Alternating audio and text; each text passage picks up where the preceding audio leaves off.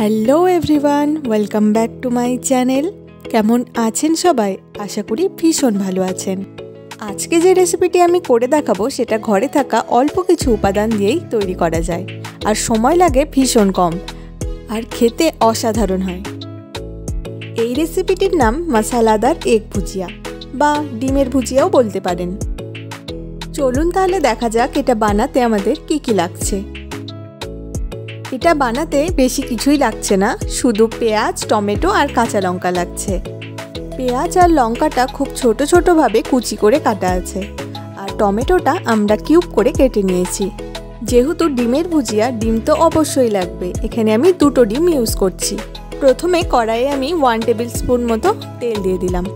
এই রান্নাটা করতে তেল কিন্তু লাগবে খুবই কম। প্রথমে ফোড়নে আমি গোটা জিরেটা দিয়ে দিলাম, তারপর কেটে রাখা পেঁয়াজ কুচি আর লঙ্কা কুচিটাও দিয়ে দিলাম।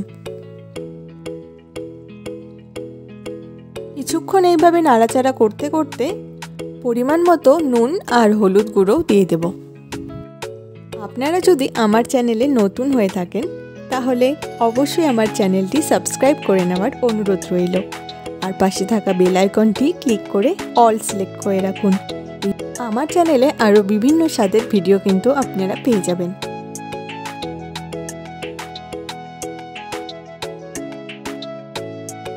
পেঁয়াজগুলো একটু ভাজা ভাজা হতেই আমি টমেটোর টুকরোগুলো দিয়ে দিচ্ছি, দিয়ে আরও কিছুক্ষণ ভেজে নেব।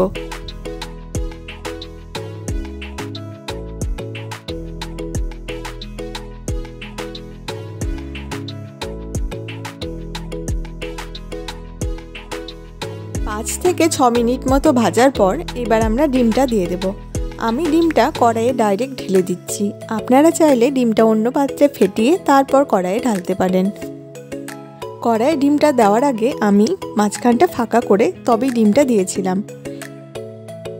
এবার ডিমটা বারবার করে নেড়ে দিতে হবে। এইভাবে করতে করতে দেখবেন ডিমটা ঝুড়ি ঝুড়ি হয়ে আসছে।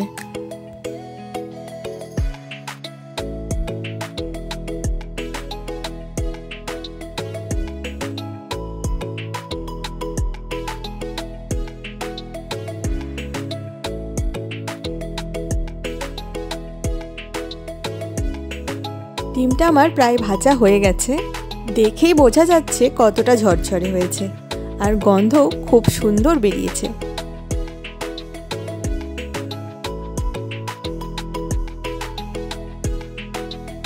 ডিমের ভুজিয়া আমার একদম রেডি। শুধু নামিয়ে নেওয়ার আগে সামান্য ধনেপাতা কুচি ছড়িয়ে দেব। গরম গরম রুটি কিংবা পরোটা বা ধরুন লুচির সাথে এটা সার্ভ করা যেতে পারে। বাচ্চাদের হোক বা বড়দের, এই খাবারটি খেতে কিন্তু সকলেই ভীষণ পছন্দ করে। রেসিপিটি আপনাদের কেমন লাগলো অবশ্যই কমেন্ট বক্সে জানাতে ভুলবেন না। ভালো লাগলে একটা লাইক করে দেবেন।